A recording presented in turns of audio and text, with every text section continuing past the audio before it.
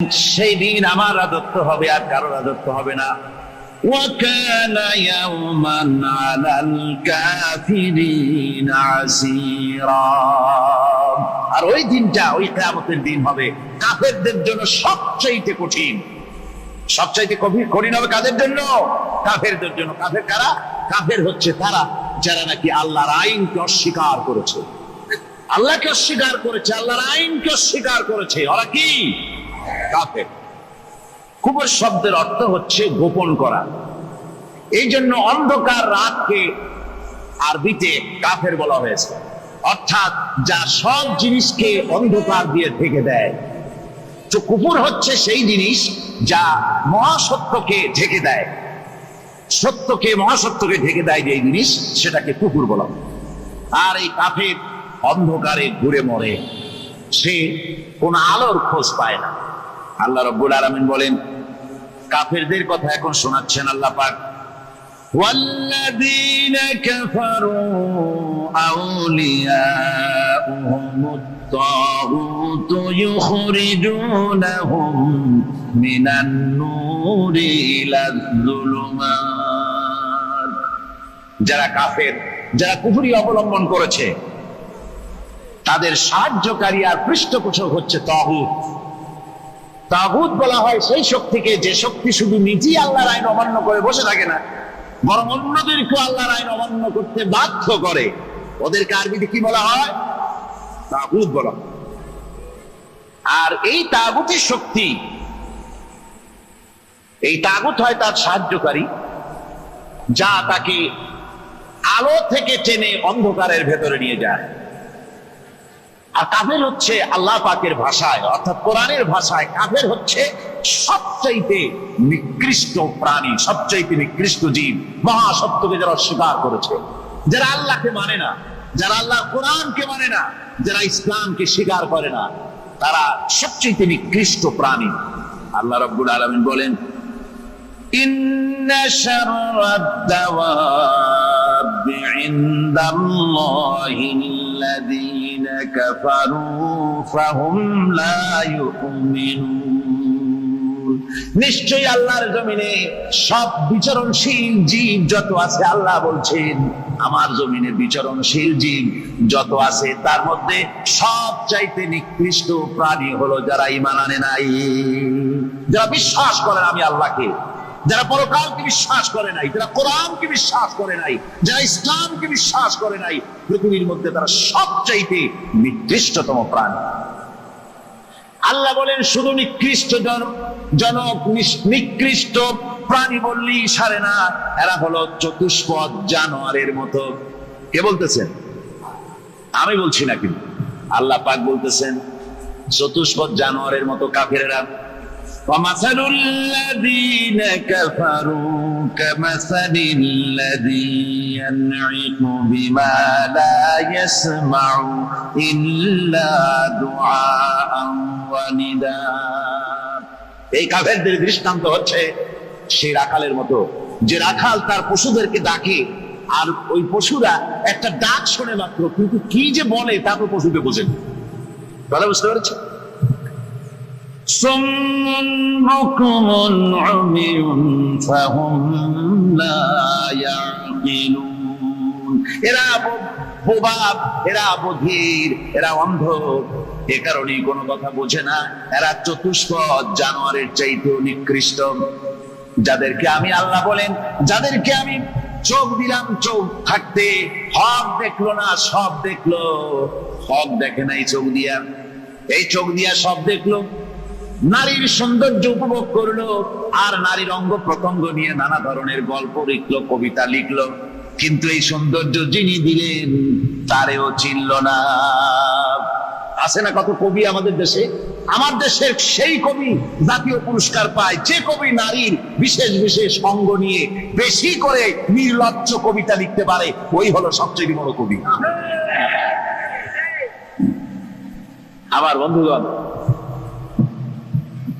একজন বুজুর্গ ব্যক্তি, তিনি পথ দিয়ে যাচ্ছিলেন, তো সে পথে এক সুন্দরী যুবতী মেয়েকে দেখে সেই যুবতী মেয়ের দিকে এই বুজুর্গ ব্যক্তি এক নজরে তাকায় আছে। তখন এই ঘটনাটাকে কবি এভাবে লিখতেছেন সাজায়, একদা সুখদায়ক প্রমোদা বদন দর্শন করিব ঝরিল নয়ন, হেসে কহে সে রূপসী সবিস্ময় মন, কহ দেখি মহাশয় কহ কি কারণ, বিষয় বিরাগী তুমি ভুবনে প্রচার, কি হেতু জন্মিল তব মানস বিকার, সামান্য ললনা রূপ করি দর্শন, উচিত না হয় তব অশ্রু বরিশন। বুজুর্গ ব্যক্তি ওই মহিলার দিকে তাকিয়ে তাকিয়ে কাঁদতেছেন। সুন্দরী মহিলা বলেন, আল্লাহর বুজুর্গ বান্দা, আপনি এলাকার ভিতরে বুজুর্গ এবং পীর হিসাবে, বুজুর্গ ব্যক্তি হিসাবে আপনি বিখ্যাত। আজকে আমাকে এখানে দেখে আপনি আমার দিকে তাকায় আমার রূপ উপভোগ করতেছেন আর কাঁদতেছেন। আপনার মতো সংসার বিরাগী মানুষ আমার মতো একটা সুন্দরী মেয়েকে দেখে এভাবে কাঁদা ঠিক না। বুজুর্গ ব্যক্তি বলছেন, হেসে কহিলাম বালে করহ শ্রবণ, নেত্র ঝরে তবু হেতু ভেব না এমন, যে শিল্পী রচিল ওই সুধাংশু বদন, তাহার তরে ঝরে নেত্র নয়নে জীবন। আল্লাহর বান্দি, আমি তোমাকে দেখি কান্দি না, আমার চোখে পানি বেরিয়ে গেছে। তোমারে দেখে আমি মনে মনে ভাবলাম, এত সুন্দর করে যিনি মানুষ বানিয়েছেন, না জানি ওই আল্লাহ রব্বুল আলামিন কত বড় সুন্দর। আমার ভাইরা, সুতরাং চোখ থাকতে ওরা আল্লাহ রাব্বুল আলামিনের কুদরত ওরা দেখে নাই, কান থাকতে কোরআনের আওয়াজ ওদের কানের মধ্যে ঢোকে নাই, বিবেক থাকতে আল্লাহর দ্বীনকে বুঝতে পারে নাই, চিন্তা করতে পারে নাই। আল্লাহ রাব্বুল আলামিন বলেন, উলাইকা কাল্লানাম, এরা হলো চতুষ্পদ জানোয়ার, বালহুম আদাল, শুধু জানোয়ার না, জানোয়ারের চাইতেও নিকৃষ্ট। এমনই জানোয়ার, আল্লাহ বলেন শুধু জানোয়ার না, জানোয়ারের মতো শুধু খায় জন্মের মতো। ওয়াল্লাযীনা কাফারু ইয়াতামাত্তাউনা ওয়া ইয়াকুলুনা কামা তাকুলুল আনআম, এই কাফেরগুলির কাম শুধু ফুর্তি করা, গান বাজনা, নাটক, গল্প, এই সব কাজ তাদের। নামাজ নাই, রোজা নাই, আল্লাহ চিন্তা নাই, তাহাজ্জুদ নাই, পরেশগারি নাই, শুধু গান আর নাচ। দেখেন না ফুর্তি। এই যে 1 জানুয়ারি রাত 12টার সময় আমার ঘুম ভেঙে গেল, এই যেখানে আমি ছিলাম, বিকট আওয়াজ। আমি মনে করলাম পাশের বাড়ি বুঝি ডাকাত পড়ছে। পরে বাড়িওয়ালা আমাকে বললেন যে ডাকাত না, বোধ হয় এই নিউ ইয়ার সেলিব্রেট হচ্ছে, নতুন বৎসর উদযাপন হচ্ছে বোমা দিয়ে, শহরবাসীর আরামের ঘুম হারাম করে এগুলি করা হচ্ছে।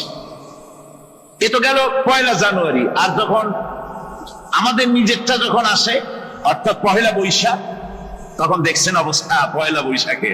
এবছর আমাদের দেশে 1 বৈশাখে ঢাকায় যে দৃশ্য আমি টিভির মধ্যে দেখলাম, তাতে আমার মনে হয়নি যে 12 কোটি মুসলমানের দেশে রাজধানীতে এই দৃশ্য হচ্ছে। আমার মনে হচ্ছিল এটা বুঝি কলকাতা অথবা অন্য কোনো শহর হবে।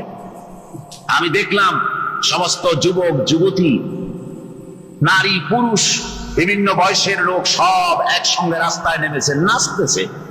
তার মধ্যে বুদ্ধিজীবী আছে, শিক্ষিত লোক আছে, সমানে নাচতেছে। আর তাদের মুখোশ পরা, বানরের মুখোশ, কুকুরের মুখোশ, শূকরের মুখোশ, ঘোড়ার মুখোশ, হাতি শিয়ালের মুখোশ, এই মুখোশ পরে এভাবে নাচতেছে। আমি চিন্তা করলাম, নববর্ষের সাথে কুত্তার মুখোশের সম্পর্ক কি? নববর্ষের সাথে পাখি শৃগালের মুখোশের সম্পর্ক কি?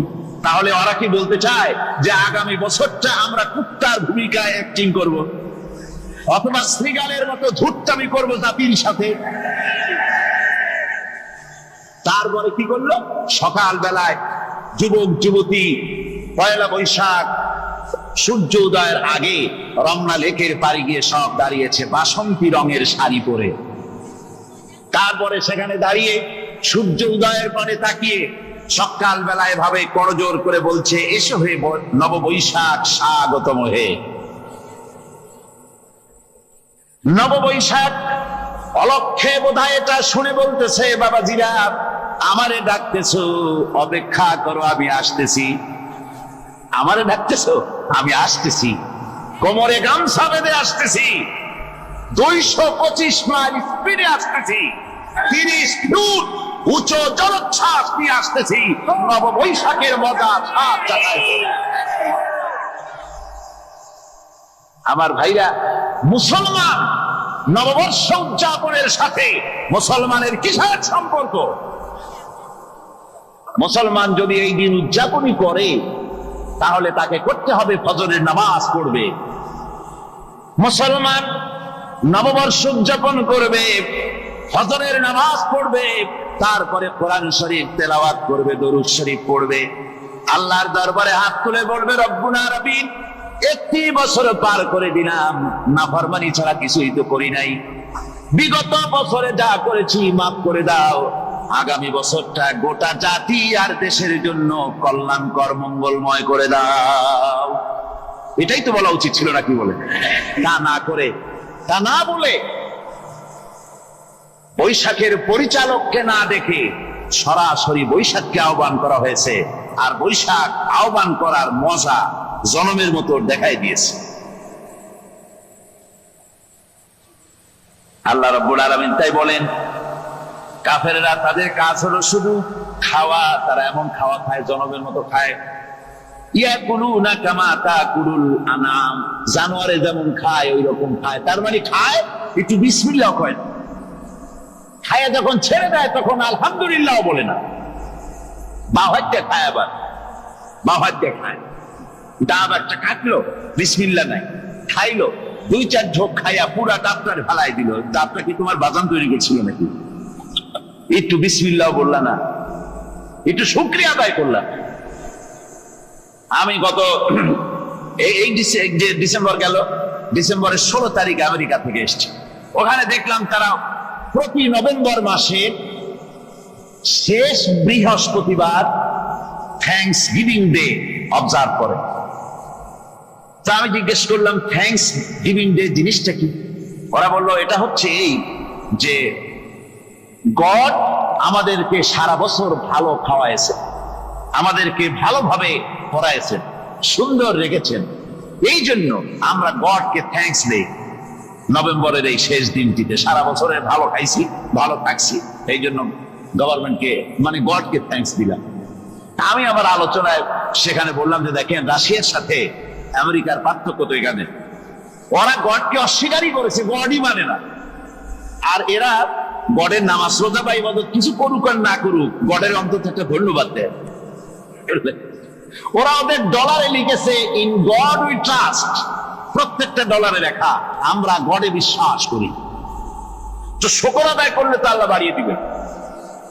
আল্লাহ রাব্বুল আলামিনের সুন্নাত হলো, শুকর যদি কেউ আদায় করে আল্লাহ বাড়িয়ে দেন।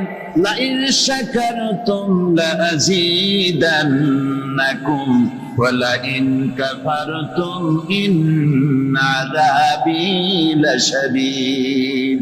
আমার নিয়ামতের শুকর যদি আদায় করো আমি বাড়ায় দেব, আর যদি নিয়ামতের শুকর আদায় না করো তাহলে মস্ত বড় শাস্তি তোমাদের জন্য রেখেছি।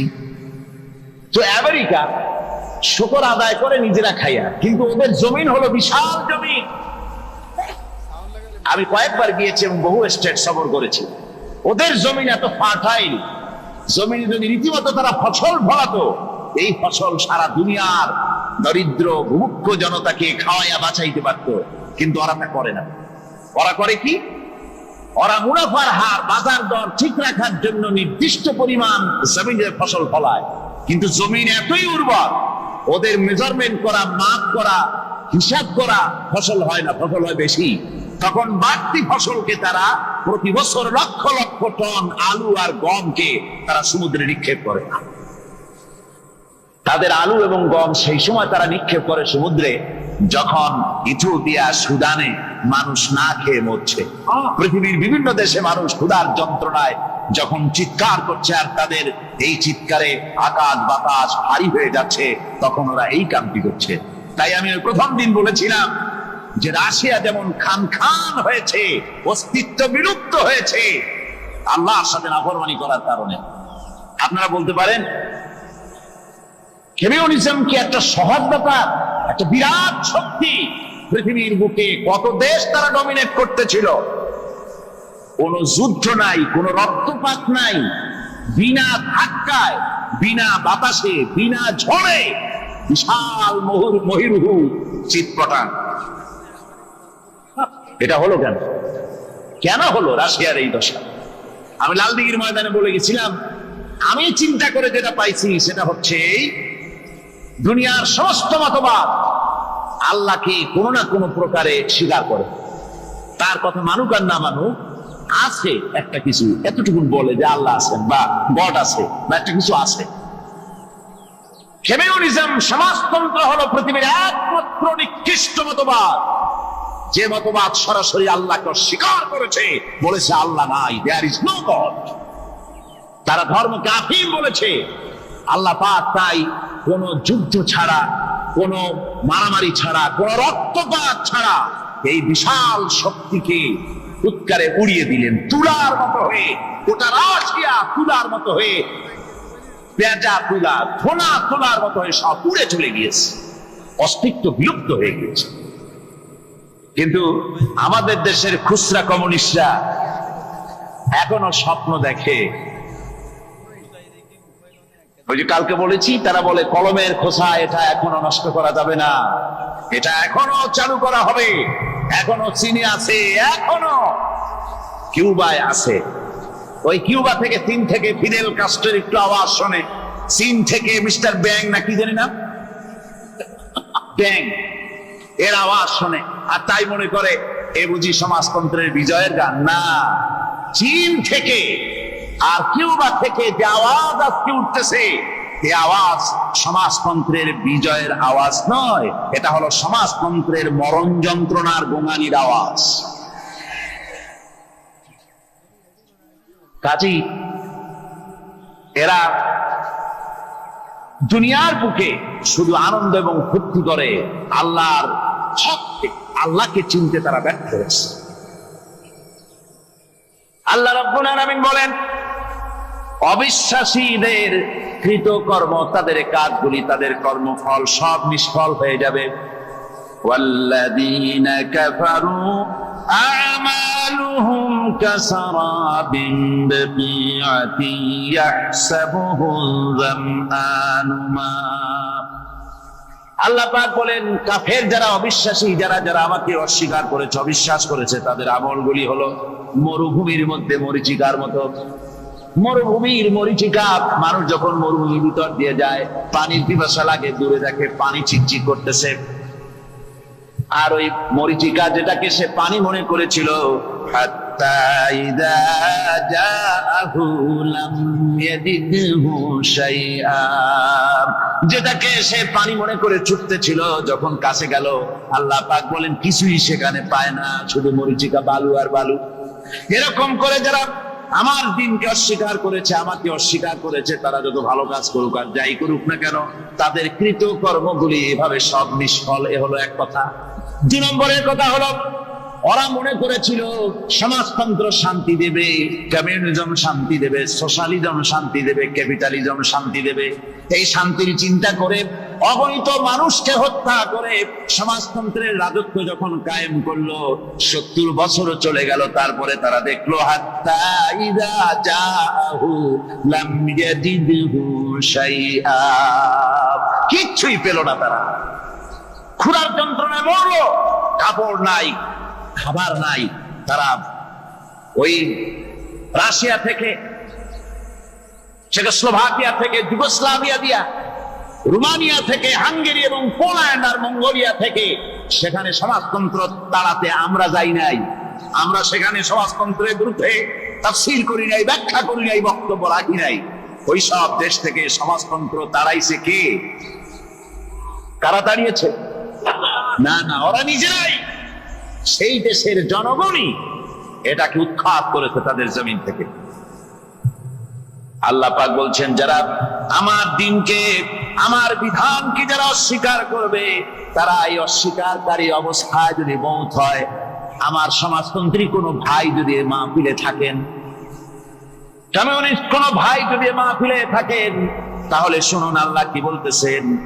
আল্লাহ দিনকে, আল্লাহর কোরআন পূর্ণাঙ্গ জীবন বিধান, অর্থনীতি আছে, সমাজনীতি আছে, রাজনীতি আছে, কথা যারা বিশ্বাস করে না, কোরআনকে শুধুমাত্র নামাজ, রোজা, হজ, যাকাত আর বেহেশত দোজখ যারা মনে করে, জীবন ব্যবস্থা মনে করে না, এই অবস্থায় যদি মারা যায়, আল্লাহ রাব্বুল আলামিন বলেন ইন্নাল্লাযীনা কাফারু ওয়া মাতু ওয়া হুম কুফফারুন উলাইকা আলাইহিম। ভৌমত্বের একচ্ছত্র মালিক যিনি সদা জাগ্রত চিরঞ্জীব, তিনি হচ্ছেন আল্লাহ।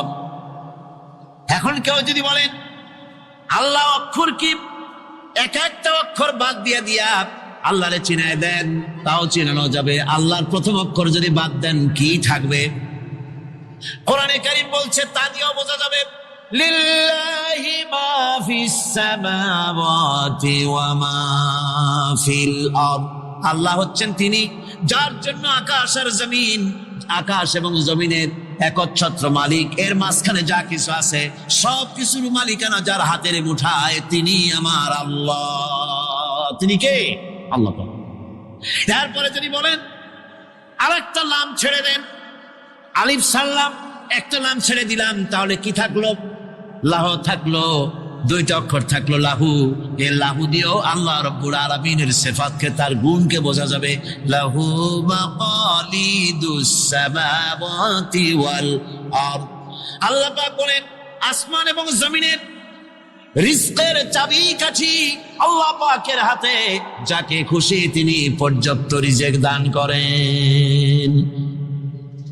কেউ যদি বলেন লামটাও ভাড়া দেন, লামটাও ছেড়ে দেন, দিলাম নাম একটা ছেড়ে, থাকলো কি? একটা অক্ষর থাকলো হু। এই হু দিয়ে আমার আল্লাহরে চেনা যাবে। ওয়া হুয়াল গফুরুল ওয়াদুদুল আরশিল মাজিদ ফাআলুল লিমা ইউরিদ। আমার আল্লাহ হচ্ছেন তিনি যিনি ক্ষমাশীল, যিনি দয়াবান, যিনি বান্দাকে মহব্বত করেন, যিনি হচ্ছেন আরশে আজিমের মালিক, তিনি হচ্ছেন সেই মহান সত্তা যিনি যা খুশি তাই করতে। সুতরাং আল্লাহ হচ্ছেন এমন এক লফজ, এমন এক নাম, এমন এক ইসমে জাত যার কোনো বিকল্প নাই, যা অনুবাদ করে আল্লাহকে স্রষ্টা বললে এটা সারবে না, সৃষ্টিকর্তা বললে সারবে না। আল্লাহ পাকের নামের বিরাট বিশাল ব্যাপক অর্থ রয়েছে। সুতরাং আল্লাহকে আল্লাহই বলতে হবে। আল্লাহকে কি বলতে হবে? আল্লাহ আল্লাহ আল্লাহ। কত মজাই নামে, সুবহানাল্লাহ বিহামদি, কত মজাই নামে। আল্লাহ রাব্বুল আলামিন বলেন, আমরা শুরু করছি সূরা ফাতিহা, অভিনন্দন পত্র দিচ্ছি। কারে দিচ্ছি? আল্লাহ পাককে দিচ্ছি। সেখানেও ভাষা দিয়ে রব্বুল আলামিন বলেন প্রশংসা করো, আলহামদুলিল্লাহি রাব্বিল আলামিন। সমস্ত প্রশংসা আল্লাহ পাকের, যিনি হচ্ছেন রব, যিনি কি? রব। এখন এই রব শব্দের বাংলা অর্থ করা হয় প্রভু, লালনকারী, প্রতিপালনকারী, কিন্তু এই অর্থ যথেষ্ট নয়। কোরআনে কারিমে যে রব বলা হয়েছে তার অর্থ হচ্ছে, তার অর্থ ব্যাপক, অনেক বিশাল এর অর্থ। এ রব কাকে বলে? এই রব শব্দের বাংলা অর্থ করা হয় প্রভু, লালনকারী, প্রতিপালনকারী, কিন্তু এই অর্থ যথেষ্ট নয়। কোরআনে কারিমে যে রব বলা হয়েছে তার অর্থ হচ্ছে, তার অর্থ ব্যাপক, অনেক বিশাল এর অর্থ। এ রব কাকে বলে? আমি রবের সমস্ত ব্যাখ্যা করতে পারবো না, তবে অল্প কথায় এমন ভাবে বলতে চেষ্টা করব যাতে করে আপনাদের বুঝে আসবে ইনশাআল্লাহ। আমরা বলি ইনশাআল্লাহ। এখন আপনারা যদি আমাকে প্রশ্ন করেন যে অত কথা বুঝি না, এক লাইনে এক বাক্যে বুঝাই দেন রব কাকে বলে, তাহলে আমি কথাটা এইভাবে বলবো, যাহার যখন যে জিনিসের যতটুকুন প্রয়োজন তাহাকে তখন সেই জিনিস ফরিয়াদ করার আগে যিনি পৌঁছে দেন তার নাম হচ্ছে রব। এ রব হচ্ছে তার মধ্যে রুবুবিয়তের সম্পূর্ণ কোয়ালিটিতে ভর্তি। আল্লাহ পাকের মধ্যে রুবুবিয়তের কোয়ালিটি। রব শুধু সৃষ্টি করেই ছেড়ে দেন না, প্রতিপালন করেন। পূর্ণতায় পৌঁছে দেন। সুবহানাল্লাহ বলতে ইচ্ছে করে না ভাইরা? দেখেন আল্লাহ রাব্বুল আলামিন এমন রব, বাংলাদেশের কুকুর আর আমেরিকা ইউরোপের শীত প্রধান দেশের কুকুর একরকম নয়। আমাদের দেশের পশু ইউরোপ আমেরিকার শীত প্রধান দেশের পশু একরকম নয়। তার কারণ হলো আমাদের দেশে শীত কম, নাতিশীতোষ্ণ অঞ্চলের মধ্যে খানিকটা পড়ে যায়। এখানে পশুদের গায়ে কম পশম থাকলে কোনো অসুবিধা নাই। ভেড়া, ঘোড়া, কুকুর, বন্য প্রাণীকে কেউ তো কম্বল দেয় না, ল্যাপ দেয় না, রাজাই দেয় না, খাতা দেয় না, চাদর দেয় না। আল্লাহ রাব্বুল আলামিন তিনি এমন রব, শীত প্রধান দেশের পশুদের গায়ে পশম দিয়া চিরস্থায়ী কম্বল জড়ায় দিয়েছেন। এরা হচ্ছে রব। প্রতিপালনের পদ্ধতি কি সুন্দর করে তিনি প্রতিপালন করছেন, কি সুন্দর করে তিনি পশু পক্ষীগুলিকে তাদের আহার জোগাড় করছেন, প্রতিপালন করছেন। তিনি রব, মানুষকে সৃষ্টি করেছেন, আমাদেরকে সৃষ্টি করেছেন, সব প্রয়োজন মিটাইছেন। সুবহান, সকল প্রয়োজন মিটিয়েছেন, একটা জিনিস বাদ রাখেন না। আমাদের মুখে দাঁতের দরকার ছিল, মায়ের পেট থেকে দাঁত নিয়ে আসিনি। মায়ের পেট থেকে আসার পরে আমাদের খাবারের দরকার ছিল। লক্ষ্য করেন রব কারে বলে, লক্ষ্য করুন। মায়ের পেটের মধ্যে যখন ছিলাম ওখানে কোনো রোগের জীবাণু ঢুকতে পারে নাই।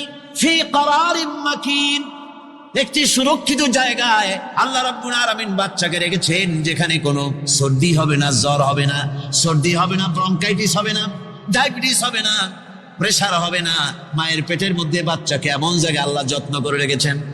এই বাচ্চা যখন মায়ের পেট থেকে বেরিয়ে এলো তখন তার পরিবেশ অত্যন্ত খারাপ। এখানে পলিউশন আছে, এখানে কার্বন ডাই অক্সাইড আছে, এখানে বিষাক্ত হাওয়া আছে, এখানে দূষিত আবহাওয়া রয়েছে। প্রতি মুহূর্তে রোগ তাকে হামলা চালাতেছে। এই রোগের থেকে সে বাচ্চা বাঁচবে কি করে? এজন্য রব্বুল আলামিন তিনি এমন রব, মায়ের বুকের মধ্যে যে খাবার তৈরি করলেন বাচ্চার, ওই খাবারের মধ্যে বাচ্চার ওষুধও আল্লাহ পাক বানায়া দিলেন। মায়ের বুকের দুধ শুধু দুধ নয়, এটা ওষুধ। সুবহানাল্লাহ, এটা খাদ্য, এটা ওষুধ, এটা ভিটামিন, এটা ক্যালসিয়াম, এটা কার্বোহাইড্রেট, যা দরকার বাচ্চার জন্য সব আল্লাহ মায়ের দুধের মধ্যে দিয়ে দিলেন। যতক্ষণ বাচ্চা পেটে ছিল দুধ ছিল ঘন, যখন বাচ্চা মায়ের পেট থেকে বেরিয়ে এলো দুধটা হয়ে গেল পাতলা। এই পাতলা দুধটা খাবে, ওষুধ আছে এর মধ্যে, ভিটামিন আছে, খাইতে যেন বিস্বাদ না হয় একটু মিষ্টি দিয়ে দিলেন আল্লাহ, যাতে বাচ্চা মুখ ফিরায় না নেয়, সেজন্য খাইতে চায়। তারপরে যখন বাচ্চার হাড্ডি খেতে হবে, মাছ খেতে হবে, গোশ খেতে হবে, দুধের আর দরকার নাই। তার শরীরের ভিতরে রেজিস্ট্যান্স, রোগ প্রতিরোধক শক্তি তৈরি হয়েছে। এখন আরো ভালো খাবার দরকার। আল্লাহ রাব্বুল আলামিন মায়ের দুধকে শুকায় দিলেন, চুষলো আর পাওয়া যাবে না, দুধ শুকায় গেছে। এখন বাইরের খাবার খেতে হবে। আসছিল যখন মুখে দাঁত ছিল না, বাইরে যখন এলো দাঁতের যখন দরকার হলো, কোন আল্লাহর বান্দা কি আল্লাহর কাছে দরখাস্ত করেছেন যে আল্লাহ আমার কয়েকখান দাঁত দাও, দাঁত ছাড়া আমি চাবাই কেমন? এর সবগুলি দাঁত কে সেট করে দিলেন? রব্বুল আলামিন দাঁতগুলিকে সেট করে দিলেন। মুখের মধ্যে দাঁত এসে গেল। আল্লাহ রাব্বুল আলামিন শরীরটাকে সাজিয়ে গুছিয়ে, হিউম্যান বায়োলজি যাকে বলা হয়, এই শরীরকে যে সুন্দর করে আল্লাহ পাক তৈরি করলেন বলে শেষ করা যাবে না, কত সুন্দর করে আল্লাহ পাক বানিয়েছেন। আপনার মাথার ভিতরে সেল তৈরি করা হলো, ব্রেন তৈরি করা হলো। এই ব্রেনটা শুকনা জায়গায় রাখা হয় নাই। শুকনা জায়গার মধ্যে ব্রেনটা যদি থাকতো, নড়াচড়া করে আপনার ব্রেনের যে টেকনোলজি আল্লাহ পাক ইউজ করেছেন সেটা অসুবিধাগ্রস্ত হতো। এই জন্য ক্রিম যেভাবে পানির মধ্যে ভাসা থাকে, পানির মধ্যে ভাসমান ক্রিম, মাখন যেভাবে রাখা হয়, সামান্য পানির মতো করে এর ভিতরে ব্রেনটাকে রাখা হয়েছে। এই ব্রেনের ভিতরে, ব্রেন হচ্ছে পৃথিবীতে কম্পিউটার, আজকের পৃথিবীর শ্রেষ্ঠ আবিষ্কার। কিন্তু মানুষের মাথায় যে কম্পিউটার আল্লাহ পাক দান করেছেন, এই কম্পিউটারের সামনে দুনিয়ার কম্পিউটার এতিম। এবার লন্ডন গিয়েছিলাম, প্রত্যেক বছর 1.5 মাস 2 মাস সময় পাই। কিন্তু আপনারা দোয়া করেছেন, এখন পার্লামেন্টে সময় দিতে হয় বেশি, বিদেশের সফর কমে গিয়েছে। 10 দিনের জন্য গিয়েছিলাম, ওরা আমাকে একটা ডায়েরি দিল। সেই ডায়েরিটার ভিতরে, ডিজিটাল ডায়েরি, এই ডায়েরির মধ্যে তারা বলল যে এরকম, এই যে কাগজটা আপনারা দেখতে পাচ্ছেন, এই রকমের কাগজের 10 লক্ষ পাতা লিখতে যত কাগজ লাগে, এরকমের 10 লক্ষ পাতার লেখা ছোট্ট এই ডায়েরিটার মধ্যে ঢুকাই দেওয়া যায়। 10,000 টেলিফোন নাম্বারের মেমোরিতে তুলে দেওয়া যায়। এটা হচ্ছে লেটেস্ট আবিষ্কার। কিন্তু আল্লাহ পাক মানুষের যে ব্রেনটা তৈরি করলেন, পৃথিবীতে যা আছে এ সব কিছু একটা মানুষের ব্রেনের মধ্যে, সমস্ত তথ্য, সমস্ত ফ্যাক্টস মানুষের মেমোরির ভিতরে ঢুকাবার পরেও আরো লক্ষ লক্ষ জায়গা বাকি থেকে যাবে, শূন্য থেকে যাবে, যা পূরণ হওয়ার নয়। এত বিশাল মেমোরি আল্লাহ পাক তার মানুষের মাথার মধ্যে তৈরি করে দিয়েছেন। সুবহানাল্লাহ বিহামদি। দেখুন অবস্থাটা কি। আল্লাহ তার মানুষকে কিভাবে, রব কাকে বলে, রব কারে বলে, সুবহানাল্লাহ বিহামদি। চোখের সামনে রাস্তা দিয়ে চলতে গিয়ে চোখের সামনে সাপ দেখলেন, চোখ দেখার কাজ করেছে। চোখ কি করেছে? দেখার কাজ করেছে। এখন কি করবেন? চোখ কিন্তু দেখে বসে থাকে নাই, চোখ দেখা মাত্রই ট্রান্সমিট করেছে ব্রেনকে। ব্রেন সাথে সাথে অ্যাকশন নিতে বলেছে হাতকে আর পাওকে। হাতে লাঠি থাকলে পিটাও, লাঠি না থাকলে পাকে বলেছে দৌড় মারো। এই যে সাপ দেখলো, চোখ এটাকে পাঠাই দিল ব্রেনকে, ব্রেন পাঠাই দিল অ্যাকশনে হাতে আর পায়ে। এতে কিন্তু 1 সেকেন্ড সময় লাগে নাই, 1 সেকেন্ডের কয়েক লক্ষ ভাগের 1 ভাগের ভিতরেই মানুষ অ্যাকশনে এসে গিয়েছে। সুবহানাল্লাহ। এর নাম হচ্ছে রব। এর নাম কি? তার অফুরন্ত সৃষ্টি। মানুষের হার্ট তৈরি করেছেন, চোখ তৈরি করেছেন। চোখে কিন্তু আমরা নেগেটিভ দেখি। চোখে আমরা কি দেখি? নেগেটিভ দেখি। এই নেগেটিভটা চোখ ক্যাচ করে ব্রেনের ভিতর থেকে পজিটিভ হয়ে কে বের করে দেয়? সুবহানাল্লাহ বিহামদি। কানে অসংখ্য শব্দ শুনি, কিন্তু কোনো শব্দ তো জড়ায় যায় না। অসংখ্য শব্দ আমরা শুনি।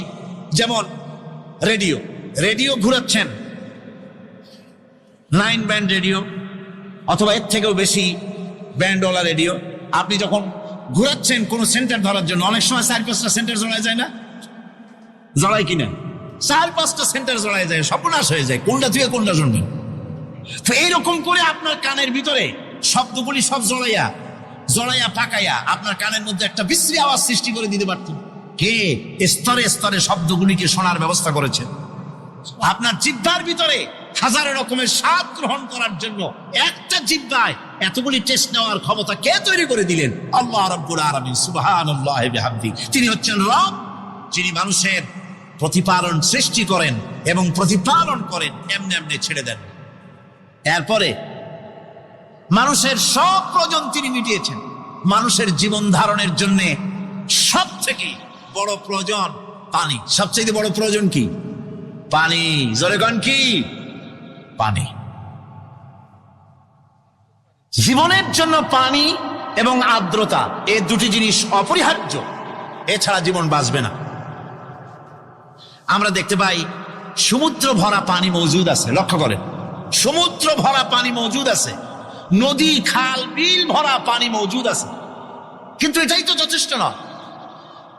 রব হচ্ছেন তিনি, যিনি এই বিশাল বিশাল পানির মজুদ থেকে বাতাসকে যিনি বলেন, যিনি প্রতিনিয়ত বাষ্পীয় আকারে পানিগুলিকে সমুদ্র থেকে উত্থিত করেন, পানিগুলিকে উত্থিত করেন মহাকাশে।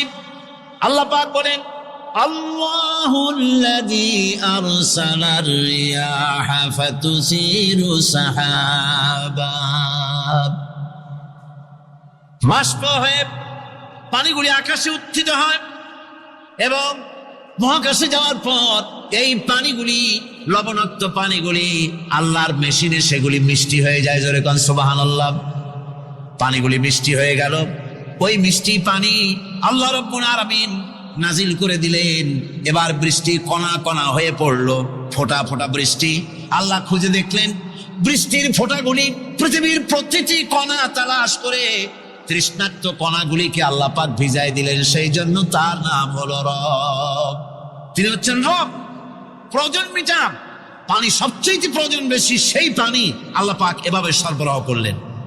জমিনের চারিদিকে নদী নালা রেখেছেন, জমিনকে আর্দ্র করেছেন, জমিনের ভিতরের পানি মিষ্টি করেছেন। টিউবওয়েল মারলে পরে, পাম্প করলে পরে ভিতর থেকে মিঠা পানি আল্লাহ পাক বের করে দেন। সুবহানাল্লাহ। এই মিষ্টি পানির ব্যবস্থা করেছেন। এরপরে তিনি ওই আল্লাহ পাক মিষ্টি পানির ব্যবস্থা করে বৃষ্টির মাধ্যমে পৃথিবীতে ফসল উৎপাদনের ব্যবস্থা করে দিলেন। পাক কোরআনে কারীমের মধ্যে বলেছেন, ওয়াজআলনা মিনাল মাই কুল্লা শাইইন হাই। পানি দ্বারাই আমি সব বস্তুকে সজীব রাখি।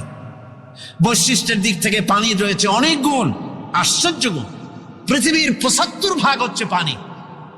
আকাশ থেকে অর্থাৎ চাঁদ থেকে যখন চাঁদে ভ্রমণকারীরা যখন ছবি তুলেছে, তো সেই ছবিতে ব্লু রং এসেছে বেশি, সবুজ এসেছে কম। সবুজ হলো গাছপালা, আর ব্লু হচ্ছে পানি। সমুদ্রের পানির রং হচ্ছে নীল। মানুষের শরীরের ভিতরে ৬০% পানি, গাছের মধ্যে রয়েছে পানি। পানি ছাড়া পৃথিবীর বাঁচার কোনো পথ নাই। আবার দেখেন, প্রচন্ড শীতের কারণে, ঠান্ডার কারণে যেসব এলাকায় তাপমাত্রা হিমাঙ্কের নিচে এসে যায়, সেই সব দেশে সমুদ্রের পানি আর দরিয়ার পানিগুলি বরফ হয়ে যায়। এই বরফ যখন হতে থাকে, তখন পানি তার নিজের তাপকে নিচের দিকে ছুটতে থাকে। উপরের তাপ বরফ হয়ে যায় ঠান্ডা, আর নিচে তাপ বিচ্ছুরিত করে দিয়ে পানির ভিতরে যত জলজ প্রাণী আছে আর উদ্ভিদ আছে, সবগুলিকে বাঁচায় রাখার ব্যবস্থা আল্লাহ রাব্বুল আলামিন এভাবে করে থাকে। এবার আল্লাহ রাব্বুল আলামিন বলছেন, এই পানি ছাড়া মানুষ বাঁচে না, প্রাণী বাঁচে না। পানি এমন এক জিনিস, এমন এক নিয়ামত আমি দান করলাম। আল্লাহ পাক বলেন, কুল আরাআইতুম ইন আসবাহা মাউকুম গাওরান ফামান ইয়াতিকুম বিমাইন মাইন। বলো দেখি, সবে শুকাইয়া যদি যায় এই জমিনের পানি, তাহলে হেথায় তটনির ধারা কে দিবে সবারে আনি। এই পৃথিবীর নদী নালা, খাল বিল, জমিনের আভ্যন্তরীণ দিকে পানিগুলি যদি আমি আল্লাহ রাব্বুল আলামিন শুকায় দেই, তাহলে আমি আল্লাহ ছাড়া এমন কে আছে যে নতুন করে আবার পানির আমদানি করে দিতে পারে? আছে কেউ? আজ পানির শূন্যতা আমাদের দেশে দেখা যাচ্ছে। পানি আস্তে আস্তে কমে যাচ্ছে, আস্তে আস্তে পানি শেষ হয়ে যাচ্ছে। কি কারণে শেষ হচ্ছে এবং কি হলে পানি পাওয়া যাবে, পরে বলা যাবে ইনশাআল্লাহ।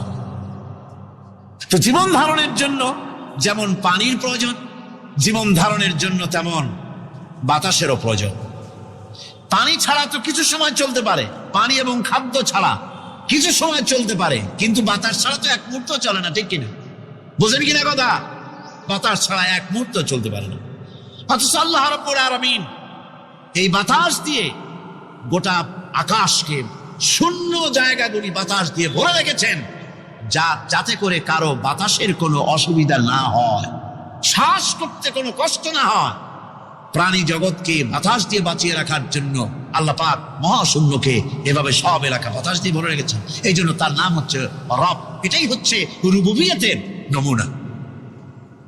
আমার ভাইয়েরা, আল্লাহ রাব্বুল আলামিন পানি দিলেন, বাতাস দিলেন, খাদ্যের ব্যবস্থা করে দিলেন। শস্য শ্যামল এলাকায় আল্লাহ পাক সব জায়গাগুলিতে শস্য শ্যামল হোক অথবা উষর ধূসর মরুভূমি হোক, সারা পৃথিবী জুড়ে আল্লাহ রাব্বুল আলামিন খাবারের দস্তরখান বিছায় রেখেছেন। ওয়ামা মিন দাব্বাতিন ফিল আরদি ইল্লা আলাল্লাহি রিজকুহা। এই পৃথিবীর বুকে এমন কোন বিচরণশীল জীব নাই যেই জীবের রিজকের দায়িত্ব আমি আল্লাহ আমার নিজ হাতে গ্রহণ করি নাই। জোরে বলেন সুবহানাল্লাহ।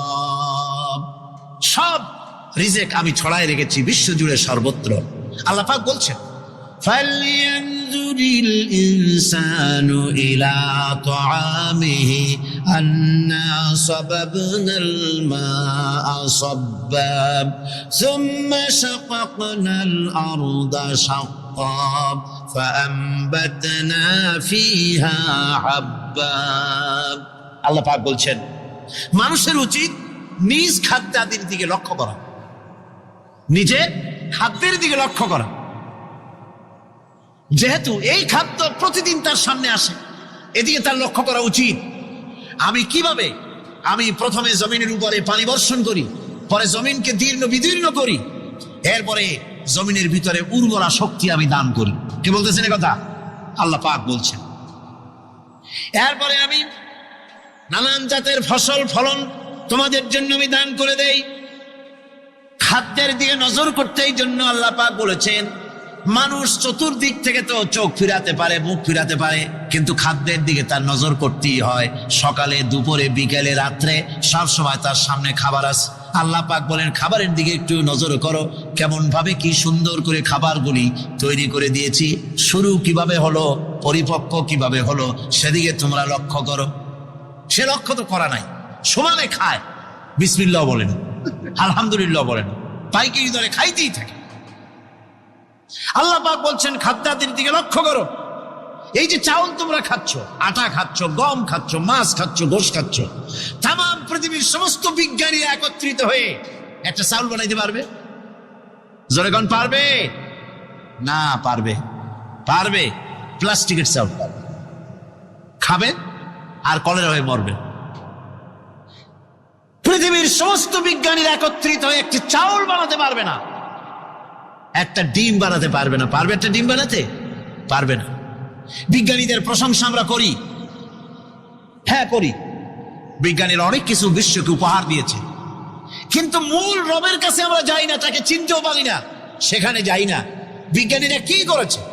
আল্লাহর বানানো জিনিসগুলি তারা ডিজাইন করেছে। ডিজাইন করতে তো নিষেধ নাই, আর ডিজাইন করাই যায়, সৃষ্টি করতে পারে না। বিজ্ঞানীরা সৃষ্টি করে নাই, ডিজাইন করেছে। কিরকম? আল্লাহ পাক চাউল তৈরি করেছেন। চাউল তৈরি করেছে কে? বলেন না সবাই। এখন আপনারা সেই চাউল দিয়ে পিঠা বানান, পায়েস বানান, সেই চাউল দিয়ে বাবা পিঠা, আরো কি যেন খায় চট্টগ্রামে রস দিয়ে, ওটা কি কয়? দই পিঠা না খেলে ধোঁয়া পিঠা। তো এইভাবে করে আপনি ডিজাইন তৈরি করছেন।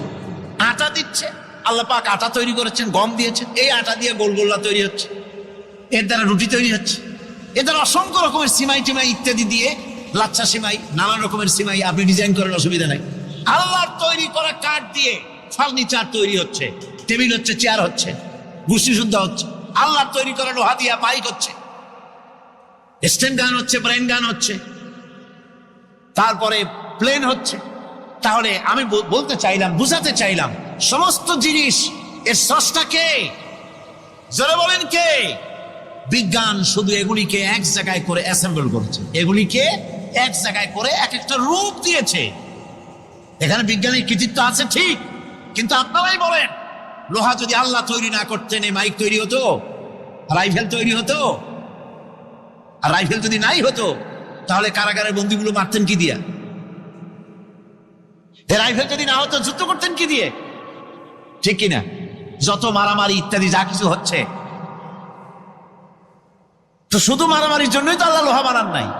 লোহার সবচাইতে বড় প্রয়োজন হচ্ছে জমিন কর্ষণ করা, জমিন চাষ করা। এই জমিন চাষের জন্য লাঙ্গল দরকার, শাবল দরকার, খন্তা দরকার, কোদাল দরকার। এই লোহার দাম তো আল্লাহ পাক এত লোহা বেশি দিয়েছেন, যার জন্য লোহার দাম কম। সোনা কম দিয়েছেন, যেহেতু সোনার প্রয়োজনীয়তা কম, লোহার প্রয়োজনীয়তা বেশি, এই জন্য লোহা বেশি দিয়েছেন, দামটা কমে গেছে, যার জন্য আপনার আমার জন্য কিনে ব্যবহারটা সহজ হয়েছে। কথা ঠিক কিনা বন্ধুগণ? আল্লাহ রাব্বুল আলামিন এইভাবে করে মানুষের রুবুবিয়তটা, আল্লাহ পাকের রুবুবিয়ত হচ্ছে এই, তিনি মানুষকে সুন্দর করে সৃষ্টি করে যা কিছু প্রয়োজন সবকিছু খাওয়াচ্ছেন, দিচ্ছেন।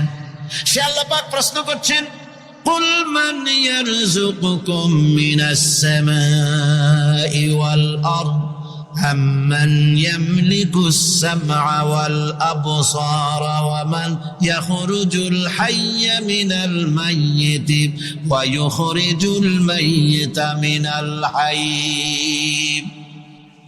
আকাশের প্রশস্ত বুক থেকে এবং জমিনের এই প্রশস্ত বুক থেকে কে রিজিক, তোমাদের খাদ্যকে উৎপাদন করে? কে নির্জীব থেকে সজীবকে বের করেন?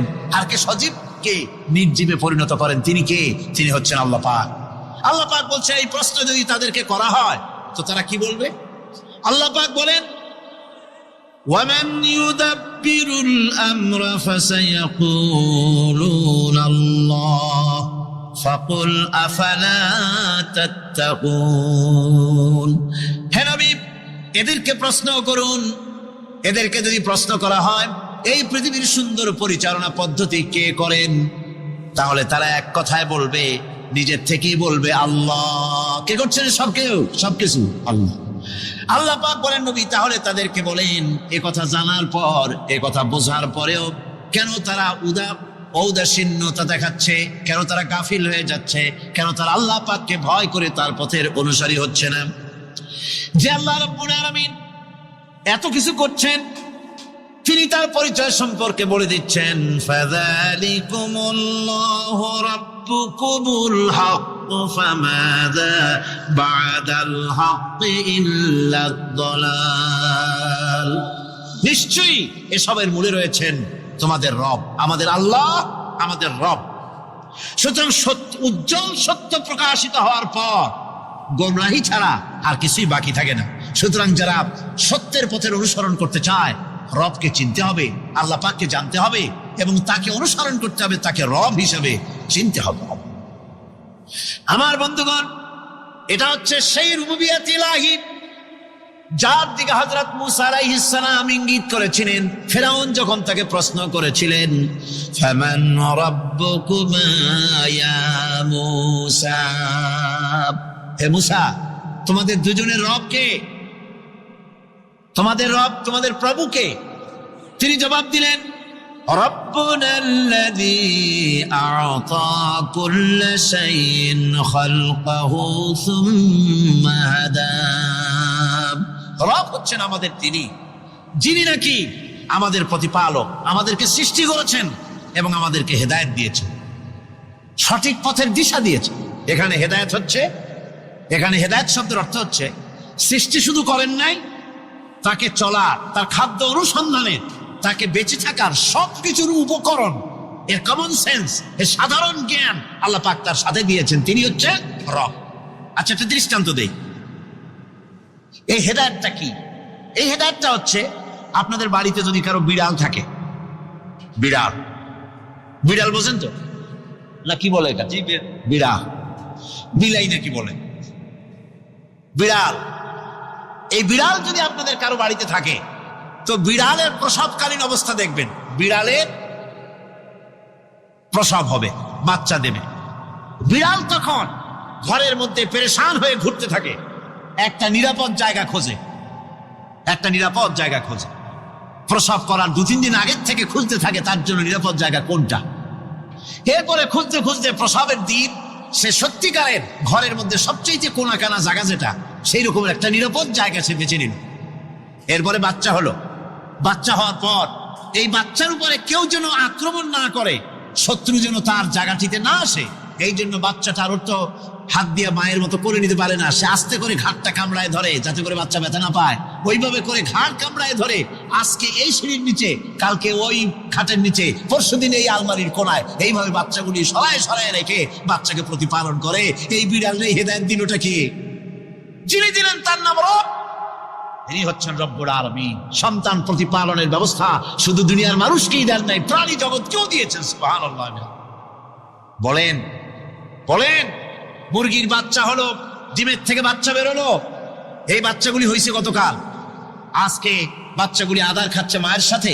হঠাৎ করে একটা চিল এলো আর ওর মা একটা সিগন্যাল মারলো, সাথে সাথে বাচ্চাগুলি দৌড়াইয়া এমন পলান দিল, আপনি তো ভালো একাদশীর বাপেও তালাশ করে পাবে না যে মুরগির বাচ্চা পলাইল কই। এখন ওই বাচ্চাটিকে এই সিগন্যাল সম্পর্কে কে অবহিত করলো যে এরকম একটা আওয়াজ শুনলে এটা ভীতির আওয়াজ, এটা সাইরেন, এটা বিপদ সংকেত, এটা ডেঞ্জার সিগন্যাল, এটা শুনলে দেখলে তাড়াতাড়ি করে আত্মগোপন করবা। কে শিখাইলো? কে শিখাইলো? আল্লাহ পাক শিখাইছেন। এখন এক শ্রেণীর বুদ্ধিজীবী তারা আবার উল্টা কথা কয়। তারা বলে কি? তারা বলে যে মুরগি বাচ্চা, এই বাচ্চা যে দৌড় মারলো, এখানে আল্লাহ এইসব কিছু নাই, নাউযুবিল্লাহ মিন যালিক। তো এখানে কি আছে? কয় যে এখানে বিষয়টা হলো এই যে এই মুরগি আর মোরগ, ওর বাপ মা, এই দুজনের মধ্যে আছে চিলের ভয়, আছে শিয়ালের ভয়। ওই ভয় ওদের মধ্যে ছিল, এই মা বাপের ক্রসের মাধ্যমে বাচ্চা আসছে, কাজে ওই ভয়, বাপের যদি কোনো রোগ থাকে, মায়ের রোগ থাকে, তো এগুলি তো বাচ্চার মধ্যেও ঢোকে।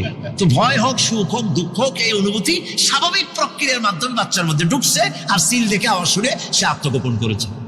এইটা আমি পড়িয়া আমি আমার আলোচনা এক জায়গায় বললাম বুদ্ধিজীবীদের উদ্দেশ্যে, যদি সত্যিই তাই হয়, মোরগ আর মুরগি মা বাবার মধ্যেই ভয় আছে বলে বাচ্চার মধ্যেই ভয় ঢুকছে, সেই জন্য সে আত্মগোপন করছে, তাহলে আবার মানুষের ব্যাপারে কথাটা আনি, মানুষেরা সাপের ভয় করে না মহব্বত করে? কথার জবাব দিলে না, যখন তখন মনে হয় আপনারা সাপ বুঝি ভালোবাসেন। সাপ আমরা সকলেই ভয় পাই,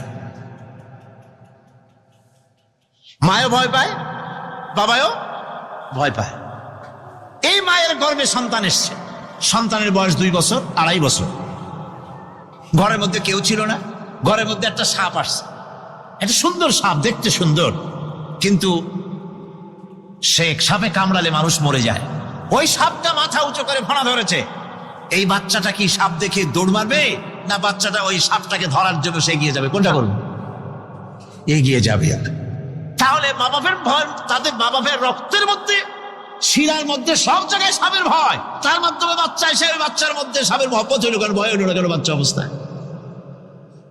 সুবহানাল্লাহ। আমার বন্ধুগণ, মুরগির বাচ্চাকে হেফাজত করার জন্য বুদ্ধিমান প্রাণী মানুষ তার কাছে নাই বলে আল্লাহ রাব্বুল আলামিন তারে বাচ্চা অবস্থা থেকে বোঝার তৌফিক দিয়েছেন কোনটা ভয়ের আওয়াজ, কোনটা হলো বিপদের আওয়াজ। মানব সন্তানের প্রতিপালন করার জন্য তার মার বাবা আছে বলে ওই রকম করে পশুদের মধ্যে আল্লাহ বানান নাই, তাকে হেফাজত করার জন্য মা বাপ আছে বলে এই দায়িত্ব আল্লাহ পাক মা বাপের উপরে ছেড়ে দিয়েছেন। মা বাপ তাকে হেফাজত করে। রুবুবিয়তের প্রতিপালন, হেদায়েতের এই প্রতিপালন আল্লাহ পাক মানুষকে এভাবে করে তাদেরকে হেদায়েত দিয়েছেন, তার পথের চলার দিশা দিয়েছেন। পিঁপড়ার খাদ্য সংগ্রহের ব্যাপারটা দেখেন, পিঁপড়ার আছে দারুণ ঘ্রাণ শক্তি। কোথায় খাবার? 5 তলায় আপনি মিষ্টি খাচ্ছেন, রসগোল্লা থুয়ে দেন, তারপরে দেখেন কোন জায়গায় দিয়ে পিঁপড়া এসে জন্মের খাওয়া খায়, ঠিক কিনা? দেখেন তার কত তীব্র ঘ্রাণ শক্তি, সেখানে চলে যাচ্ছে। তাকে হেদায়েত দেওয়া হয়েছে, তাকে ঘ্রাণ শক্তি দেওয়া হয়েছে। চিল, শকুন, ঈগল কোথায় থাকে বোঝেন না? মহাশূন্যে 3 থেকে 3.5 মাইল উপরে শকুন, বাজ, ঈগল উঠতে থাকে। খাবে কি? ওখানে তো তার খাবার ছড়ানো নেই।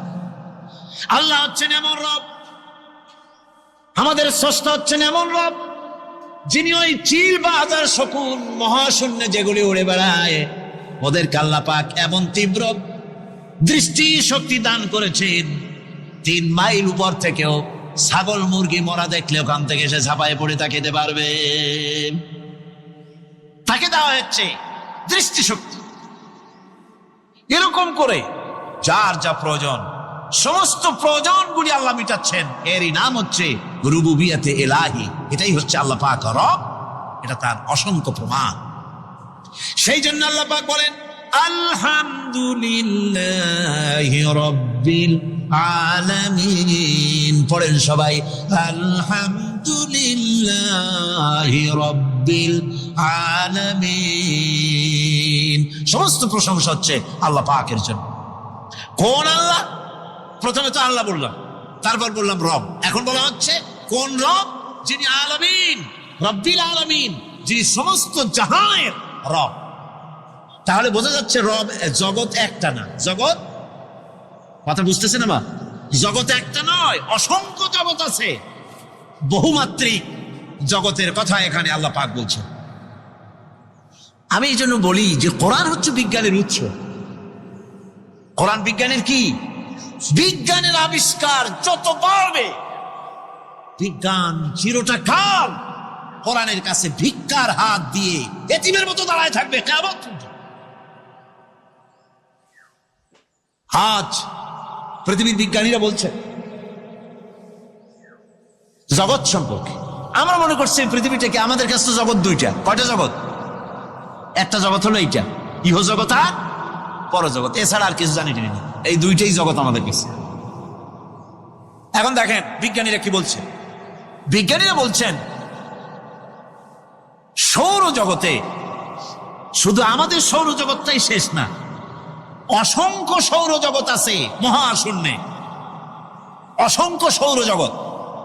পৃথিবীর প্রতি 4 বিলিয়ন মানুষ যদি এক একটা সৌরজগৎ দখল করে, তাতেও সৌরজগৎ শেষ হবে না। আরো সহস্র সহস্র বিলিয়ন বিলিয়ন সৌরজগৎ আরো ফাঁকা পড়ে থাকবে। এত সৌরজগৎ আল্লাহ সৃষ্টি করেছেন। এই মহাশূন্যে বহুমাত্রিক জগতের কথা আল্লাহ পাক এখানে বলেছেন। এই পৃথিবী একটা জগৎ, এই মাটির তলে আছে আর এক জগৎ, সমুদ্রের ভিতরে আছে পানির তলার আর এক জগৎ। আর মহাশূন্য যে কি তা আপনার মাথায় শূন্য হয়ে যাবে চিন্তা করতে করতে। এই জন্য বিজ্ঞানীরা, বড় বড় বিজ্ঞানী, এরা কিন্তু নাস্তিক হয় না। বর্তমান বিজ্ঞানীরা চিন্তা করে গবেষণা করে খেয়ে হারিয়ে ফেলছে মহাশূন্যকে দেখে। যেখানে আছে গ্যালাক্সি, যেখানে আছে মিল্কি ওয়ে, যেখানে রয়েছে অসংখ্য তারকা। এই পৃথিবীটা মহাশূন্য আল্লাহ যেভাবে তৈরি করেছেন, সেই তুলনায় এই পৃথিবী একটা মার্বেলের চাইতে খুব বেশি একটা বড় কিছু হয় বলে মনে হয় না। পৃথিবী যদি হয় একটা মার্বেলের মতো, তাহলে আমরা যে মানুষ, আমাদের অস্তিত্ব কোথায় চিন্তা করেন। এবার মহাশূন্যে চলেন। মহাশূন্য সে কি বিশাল মহাশূন্য। একটা তারকা থেকে আর একটা তারকায় যদি যেতে হয়, তাহলে সহস্র সহস্র বিলিয়ন বছরের দরকার হবে। কি বছর? এই দুনিয়ার বছর না, আলোকবর্ষ, লাইট ইয়ার। আলো চলে প্রতি সেকেন্ডে কত? 1,86,000 মাইল। এই 1,86,000 মাইলের সেকেন্ড, এর মিনিট, এর ঘন্টা, এর দিন, এর মাস, এর বছর, এই আলোকবর্ষ। সহস্র সহস্র আলোকবর্ষ পার হয়ে যাবে এক তারকা থেকে আর এক তারকায় পৌঁছানো সুকঠিন। এ ধরনের অসংখ্য তারকা আল্লাহ পাক তৈরি করে রেখেছে। সূর্য হচ্ছে পৃথিবীর চাইতে 13 লক্ষ গুণ বড়। এরকম সূর্য বিজ্ঞানীরা এখন বলছে, আগে বলতো 1 কোটি সূর্যের চাইতে বড় তারকা, এখন বলতেছে এই রকমের পৃথিবীর চাইতে 13 লক্ষ গুণ বড় যে সূর্য, এরকম 3 কোটি সূর্য খাইয়ে ভালাইতে পারে। এরকম সহস্র সহস্র তারকা এক একটা গ্যালাক্সির ভিতরে আল্লাহ পাক তৈরি করে গেছে। এখন মনে হচ্ছে যে এই তারকাগুলি বড় না, এই তারকাগুলির চাইতে আবার বড় জিনিস কি, সেটাকে বলা হয় ব্ল্যাক হোল। সেটাকে বলা হয় ব্ল্যাক হোল, অন্ধকার কূপ। ব্ল্যাক হোল আবার ম্যান হোল বুঝবেন না, কিন্তু ম্যান হোলের ঢাকনা চুরি হয় যেমন। তবে একটা দৃষ্টান্ত আপনি বুঝতে পারেন, রাস্তায় রাস্তায় যেমন অসংখ্য ম্যান হোল আছে, ওই রকম করে মহাশূন্যে অসংখ্য ব্ল্যাক হোল আছে, একটা দুইটা না, অসংখ্য। এই ব্ল্যাক হোল আবার দেখা যায় না, অদৃশ্য ব্ল্যাক হোল। এই ব্ল্যাক হোলগুলো কি? এগুলি কোরআনে কারীমের মধ্যে আল্লাহ পাক বলেছেন, ফালা উকসিমু বিমাওয়াকিন নুজুম, ফালা উকসিমু বিমাওয়াকিন নুজুম, শপথ সেই পতনের স্থানের যেখানে নক্ষত্র সমূহ ধ্বংস হয়ে যায়, ধ্বংসপ্রাপ্ত হয়। কসম সেই স্থান সময়ের। সুবহানাল্লাহ। এই অন্ধকার কূপের, এই অন্ধকূপের কসম করছেন আল্লাহ পাক। সে অন্ধকূপটা কি? সেই ব্ল্যাক হোলটা কি? সেই ব্ল্যাক হোল হচ্ছে ওই যে তারকার কথা বললাম, যে সূর্য খাইতে পারে, 3 কোটি সূর্য খাইতে পারে। এই রকমের তারকাগুলি ঘুরতে ঘুরতে কোনো এক কারণে যখন সে ব্ল্যাক হোলের রেঞ্জের মধ্যে এসে যায়, তখন ব্ল্যাক হোল ওকে এমন ভাবে চুষে হজম কাঁদাকাটি করেছে। আমরাও আজকে আল্লাহ পাকের দরবারে ধর্ণা দেব। তবে প্রচলিত শবে বরাত যেটা করা হয়, রুটি তৈরি করা, হালুয়া তৈরি করা এবং এগুলি বিতরণ করা, এই রাত্রের জন্য খাস করে নেওয়া, এটা সঠিক নয়। রুটি হালুয়া বিতরণ প্রত্যেক রাতেই হতে পারে, প্রত্যেক দিনই হতে পারে। কিছু বিদআত চালু হয়েছে এই রাতকে কেন্দ্র করে। চট্টগ্রামে এরকম হয়নি। বাজি ফোটানো হয়। আমি বুঝি না লাইলাতুল বরাতের সাথে বাজি ফোটাবার সম্পর্কটা। আল্লাহ পাক এই গুমরাহি থেকে, বিদআত থেকে আমাদেরকে হেফাজত করুন, আমরা বলি আমিন। আজ পবিত্র রজনীতে এর থেকে শ্রেষ্ঠ ইবাদত আর কি হতে পারবে, যে আমরা আল্লাহ রাব্বুল আলামিনের কালাম, তার কোরআন থেকে আলোচনা করছি, বা জামাত নামাজ আদায় করেছি এবং করব ইনশাআল্লাহ। এবং এই লক্ষ জনতা আল্লাহ পাকের দরবারে ভিখারির মতো হাত উঁচু করব। আর কোরআনে কারীমের আলোচনার চাইতে শ্রেষ্ঠ মাহফিল, শ্রেষ্ঠ ইবাদত পৃথিবীর বুকে আর কিছু হতে পারে না। আমরা আজকে আমি আলোচনা করব, গতকাল ভূমিকা দিয়ে আমি শেষ করেছিলাম। আজকে আপনারা আরো আলোচনা শুনেছেন। আসলে তো এই আলোচনার কোনো শেষ নাই। আসলে কি কোনো শেষ? আল্লাহ রাব্বুল আলামিন কোরআনে কারীমের ভিতরে বলেছেন, কুল্লাহু কানাল বাহরু মিদাদান লিকালিমাতি রাব্বি লানাফিদাল বাহরু ক্বাবলা আন তানফাদা কালিমাতু রাব্বি ওয়ালাউ জি'না বিমিসলিহি মাদাদা। আল্লাহ পাক বলেন, নবী আপনি বলুন, আমার রবের কালামের ব্যাখ্যা করার জন্য, আমার রবের কালেমার ব্যাখ্যা লেখার জন্য তামাম পৃথিবীর সমস্ত পানিগুলি যদি কালি হয়ে যায়, আর যদি ওই পানির কালি দিয়ে আমার রবের কালেমার ব্যাখ্যা যদি লেখা শুরু হয়ে যায়, লিখতে লিখতে তামাম পৃথিবীর সমুদ্রের পানিগুলি সব শেষ হয়ে যাবে, আমার আল্লাহ পাকের কালেমার ব্যাখ্যা লেখা শেষ হবে না। হচ্ছে সেই কালামের অভ্যাস। যুগ যুগ ধরে লোকেরা শুনছে, শুনবে, শেষ নাই। এত শোনার পরেও কাঙ্ক্ষিত মানের অগ্রগতি, উন্নতি আমাদের হচ্ছে কি? কথা বোঝেন নাই বোধহয়? হচ্ছে। যে পরিমাণ শুনছি সেই পরিমাণ আমল আমাদের মধ্যে হচ্ছে না। এ কথাটা ঠিক কিনা? এই মাহফিল আজ, এই লাইলাতুল, এই পবিত্র রাত্রে এত লোকের উপস্থিতি হয়েছে, নারী পুরুষ। একজন লোক কি বলতে পারবেন যে জীবনে আমি কোনো ওয়াজই শুনি নেই, কোন তাফসীর আমি জীবনে শুনি নেই? পারবেন কেউ বলতে? পারবেন? প্রত্যেক ব্যক্তি শুনেছেন। কেউ 10টা শুনেছেন, কেউ 20টা শুনেছেন, কেউ 100টা শুনেছেন। এবার চিন্তা করুন, কোন মাহফিলেই তো খারাপ কথা বলা হয় না। হাক্কানি আলেম যারা, হাক্কানি উলামা, হাক্কানি পীর মাশায়েখ যারা, তারা সবসময় কোরআন হাদিস ভিত্তিক কথা বলে। কোন মাহফিলে বলা হয় না যে চুরি করবেন অনেক সওয়াব হবে, মিথ্যা কথা বলবেন কিয়ামতে জাহান্নাম থেকে মুক্তি পাবেন, এরকম কথা বলে কেউ? ওজনে কম দিবেন, ব্যবসায় ভালো বরকত হবে, কেউ বলে এমন কথা? পরের জমিনে ডাল ঠেলবেন, জমিনে ফসল খুব বেশি হবে, কেউ বলে এরকম? বলে। সব জায়গায় বলা হয় মিথ্যা পরিত্যাগ করুন, গীবত করবেন না, অহংকার করবেন না, ওজনে কম দিবেন না, জিনা করবেন না, মদ পান করবেন না, সুদ ঘুষের কাছে যাবেন না, বিবিকে পর্দায় রাখবেন। এইসব কথাই তো মেইনলি বলা হয়, নাকি বলে? আচ্ছা, জীবনে যদি কেউ 10টি মাহফিল শুনে থাকেন, আর প্রত্যেকটি মাহফিল থেকে একটি করে ভালো কথা, কোরআন হাদিসের একটি করে কথা যদি আমরা জীবনে ধারণ করতাম, তাহলে 10টি ভালো কথা জীবনে ধারণ করা হতো, ঠিক কিনা? তাহলে আমাদের জীবনটা খারাপ হতো না, আরো সুন্দর হইতো? তাহলে কি বোঝা যাচ্ছে? আমরা যা শুনি পরিপূর্ণভাবে আমল করি না। ভারতটা কোথায়? মুসলমানের সংখ্যা তো এখন কম না। এই মুসলমান এক সময় সংখ্যায় খুবই কম ছিল। সেই কম সংখ্যক মুসলমানেরা 8খানা শুকনো রুটি, একটুখানি খেজুর, 1 গ্লাস অথবা আধা গ্লাস, 1 ঢোক পানি খেয়ে রোম, সাপ, পারস্যকে পরাজিত করেছিল। এটা ঠিক কিনা?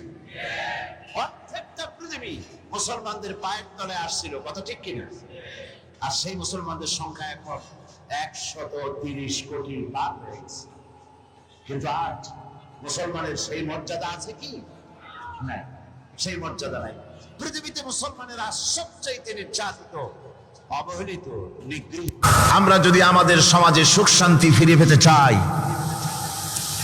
যদি আমরা সত্যিকারের মানুষের অধিকার ফিরিয়ে দিতে চাই, দুস্থ মানুষের মুখে হাসি ফুটাতে চাই, যদি মানুষ তার দুঃখ দুর্দশা দূর করে সত্যি একটি যুদ্ধ বিগ্রহ বিবর্জিত, ক্ষুধা দারিদ্র বিবর্জিত একটি সুন্দর পৃথিবী, সন্ত্রাস মুক্ত একটি সুন্দর পৃথিবী যদি গড়তে চাই, কোরআন শরীফের বিকল্প কিছুই নাই।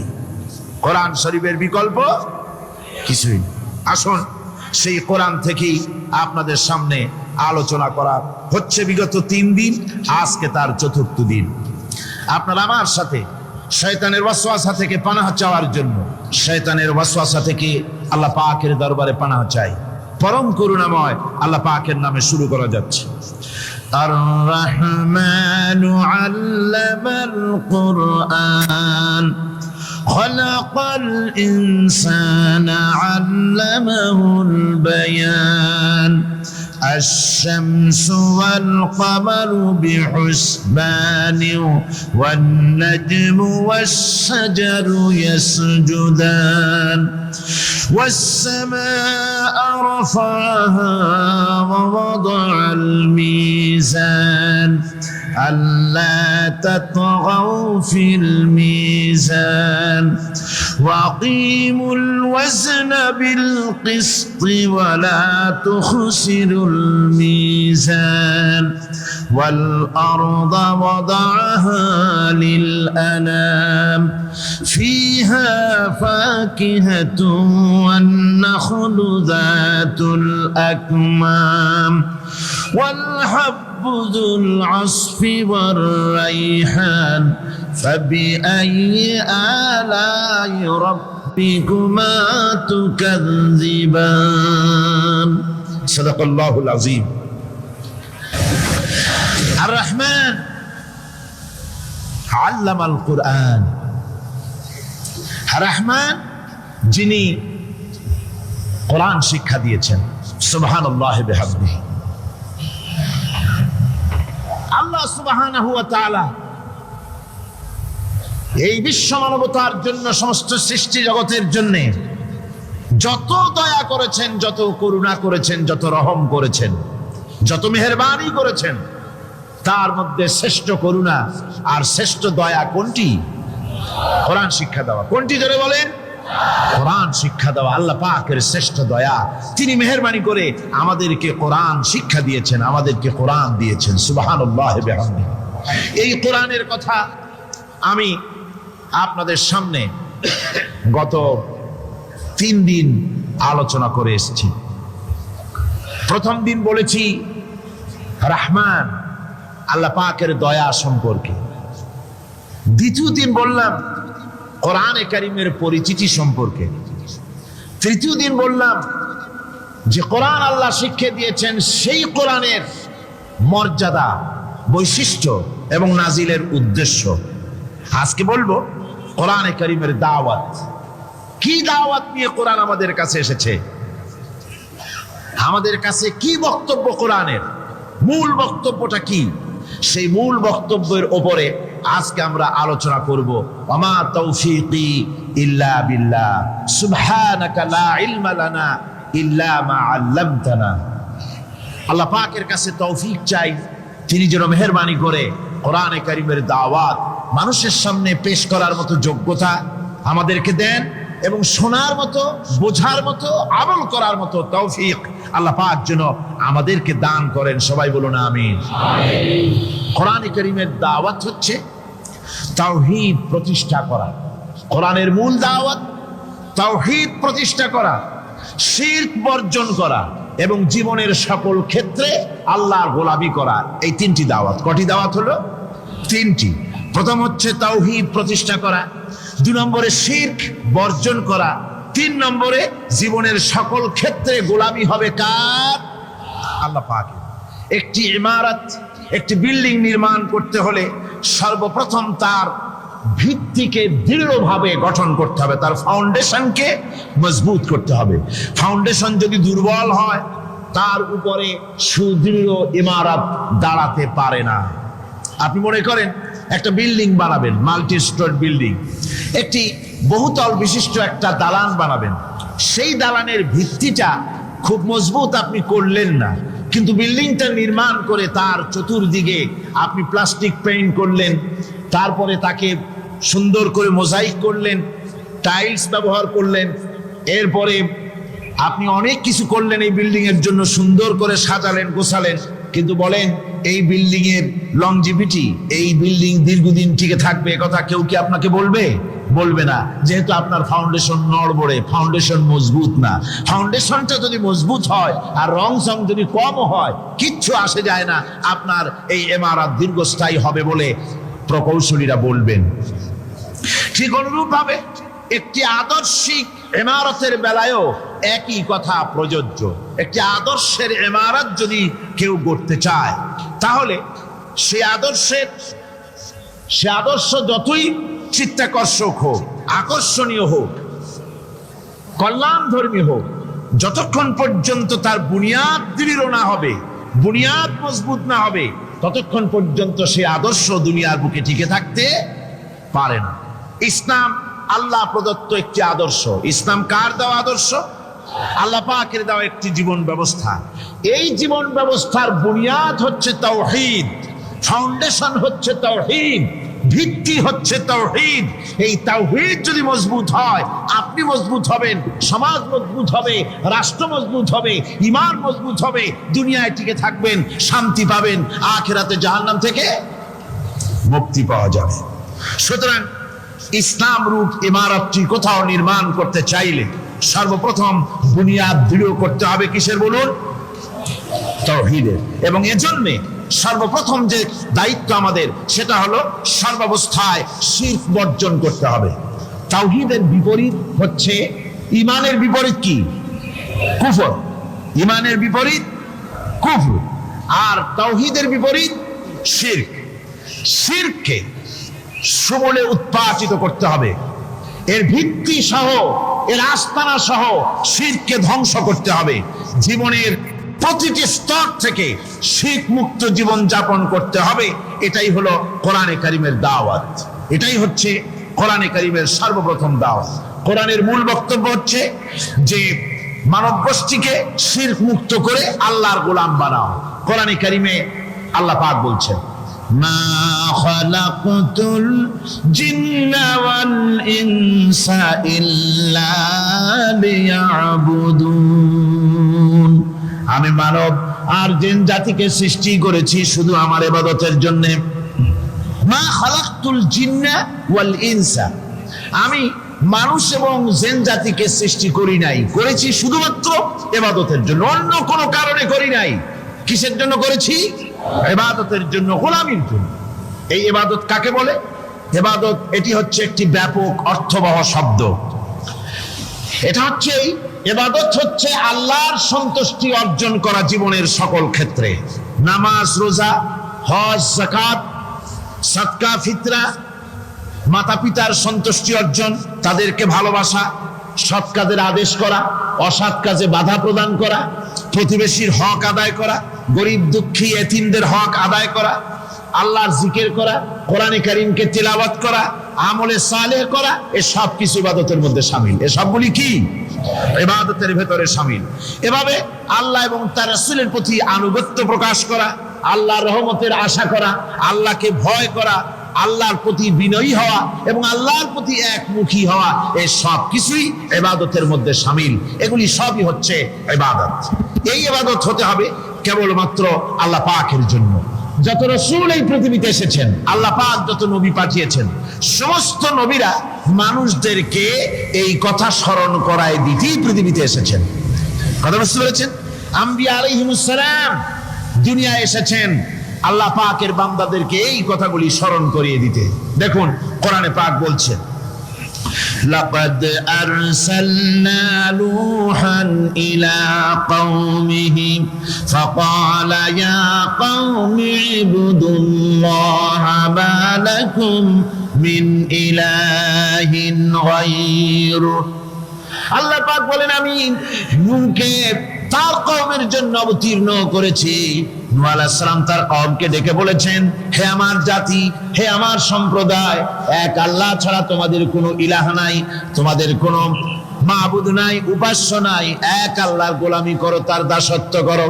নূহ আলাইহিস সালাম এই দাওয়াত পেশ করেছেন।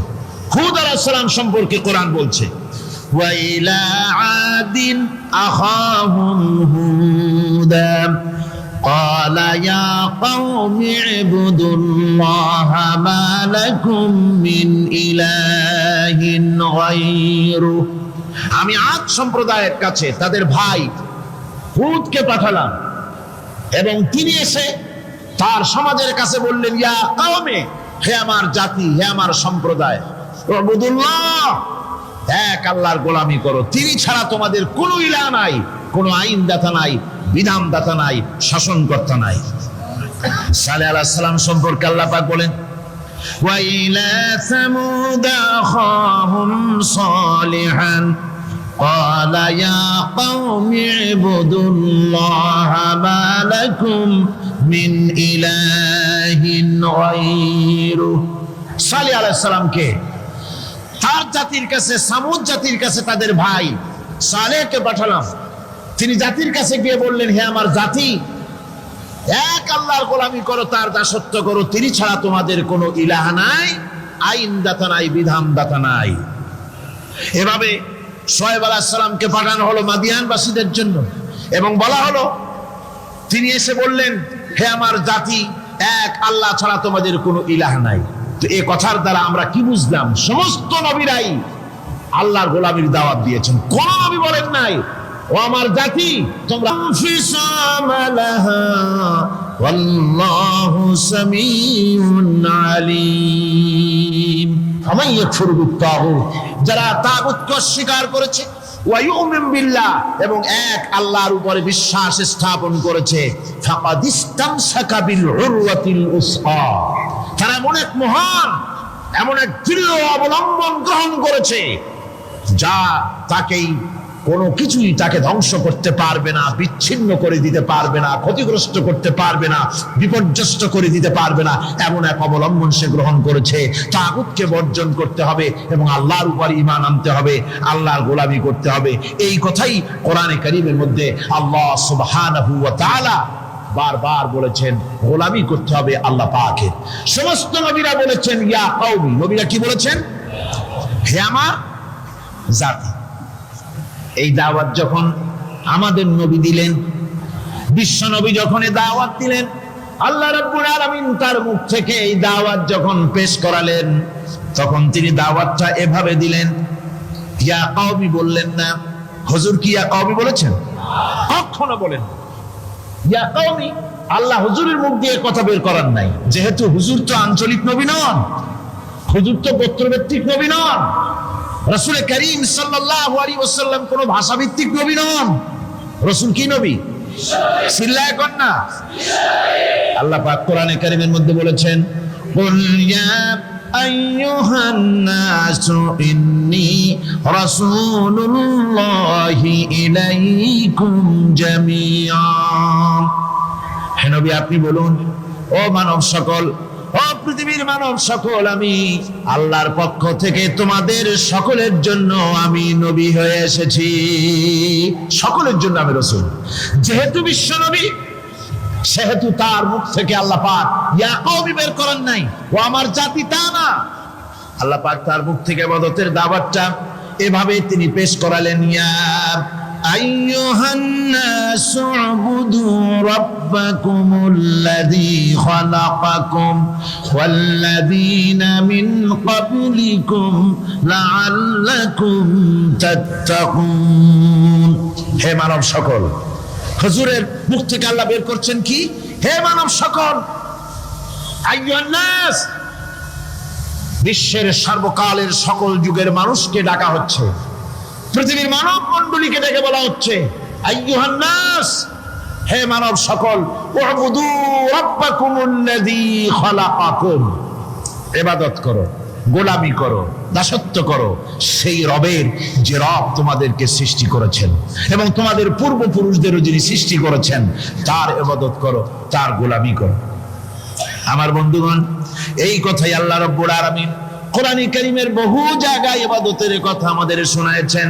ওয়া কাদা রাব্বুকা আল্লা তা'বুদু ইল্লা ইয়াহু, তোমার রবের পক্ষ থেকে কথা চূড়ান্ত হয়েছে, এ ফয়সালা হয়ে গিয়েছে সিদ্ধান্ত হয়ে গিয়েছে যে একমাত্র ইবাদত করতে হবে আল্লাহ পাকের। ইবাদত করতে হবে কার? আল্লাহ পাকের। এই ইবাদতের অর্থটা কি? এর ইবাদতের মানে কি? মানে হচ্ছে জীবনের সব জায়গায় গোলামিটা হবে কার? আল্লাহর গোলামি হবে, আল্লাহর আনুগত্য হবে, অর্থাৎ আল্লাহর হুকুম মাফিক জীবন চালাতে হবে।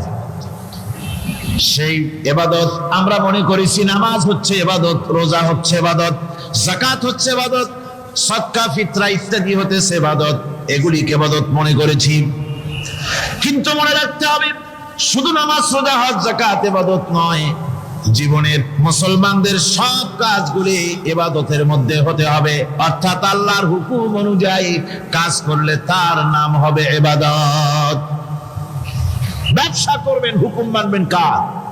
জোরে কোন কার? জমিন চাষ করবেন, হুকুম মানবেন কার? আইন আদালত চালাবেন, কোর্ট কাছারি করবেন, আইন মানবেন কার?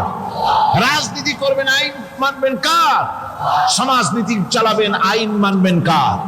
জীবনের সব ক্ষেত্রে তার আইন মানতে হবে। আমরা এগুলিকে ইবাদত মনে করি না। আমাদের দেশের লোকেরা, এক শ্রেণীর লোকেরা এটাকে ইবাদত মনে করে না, ইবাদত মনে করে শুধুমাত্র নামাজ। আচ্ছা, নামাজ যদি শুধুমাত্র ইবাদত হয় তাহলে তার অর্থ কি দাঁড়াবে? তার অর্থ দাঁড়াবে এই যে 24 ঘন্টার ভিতরে নামাজ পড়তে সময় লাগে কতক্ষণ?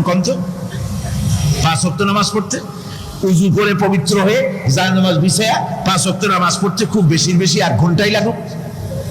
জি, 1 ঘন্টা 100 ঘন্টা। তাহলে কি হলো অর্থ? অর্থ এই হবে 24 ঘন্টার ভিতরে আপনি 1 ঘন্টা 100 ঘন্টার জন্য আল্লাহর গোলাম, বাকি 22.5 ঘন্টা 23 ঘন্টার জন্য শয়তানের গোলাম হতে রাজি আছেন কেউ? রোজা যদি শুধুমাত্র ইবাদতের নাম হয় তাহলে তার অর্থ দাঁড়াবে 12 মাসের ভিতরে 1 মাসের জন্য আপনি আল্লাহর গোলাম। আর 11 মাস শয়তানের গোলাম কে কে হবেন? হাত তুলে দেখান তো। বুঝে নাই সেজন্য হাত উঁচু করছে। বাকি 11 মাসের জন্য শয়তানের গোলাম হতে কেউ রাজি আছেন? তাহলে বোঝা যাচ্ছে নামাজ রোজাই শুধুমাত্র ইবাদত নয়। যেমন মানুষের হাত, এটার নাম কি? এটার নাম কি? এটার নাম কি? এক একটা অঙ্গের এক একটা নাম। চোখ, নাক, মুখ, হাত, পা, এক একটার এক একটা নাম। তাহলে মানুষটা কই? সবটা মিলে মানুষ। সবটা মিলে কি হলো? মানুষ হলো। অনুরূপ ভাবে নামাজ শুধু ইবাদত নয়, রোজা শুধু ইবাদত নয়, এগুলি হচ্ছে ইবাদতের অঙ্গ, ইবাদতের পার্ট। নামাজ, রোজা, হজ, যাকাত, সাদকা, ফিতরা, ভালোবাসা, মানুষের প্রতি ভালোবাসা, পরের উপকার করা, মা বাপকে মহব্বত করা, শ্রদ্ধা করা, ভালো কাজের আদেশ করা, অসৎ কাজের নিষেধ করা, এই সমস্ত কাজগুলো মিলিয়ে হচ্ছে ইবাদত। কথা বুঝতে পেরেছেন? এই অর্থে নামাজ পড়াও ইবাদত, নামাজ না পড়াও ইবাদত। রোজা রাখাও ইবাদত, রোজা না রাখাও। মনের মধ্যে চিন্তায় পড়ে গেছেন হয়তো এখন যে নামাজ পড়া তো ইবাদত বুঝলাম, না পড়া ইবাদত, এ আবার কোন ফতোয়া দিলেন? রোজা রাখা ইবাদত, আবার না রাখা ইবাদত, এটা কেমন কথা বললেন? চিন্তা আসতে পারে। হ্যাঁ, কথা ঠিকই।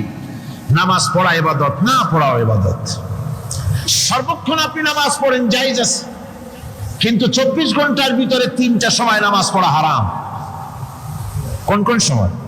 ঠিক সূর্য উদয় হওয়ার সময়, ঠিক সূর্য মাথার উপরে থাকার সময়, আর ঠিক অস্তগামী হওয়ার সময়। এই 3 সময় নামাজ পড়া সম্পূর্ণ নিষিদ্ধ। এই 3 সময় নামাজ না পড়াটাই ইবাদত। আল্লাহর হুকুম মানতেছেন, নিষেধ করা হয়েছে নামাজ পড়ো না, পড়বেন না।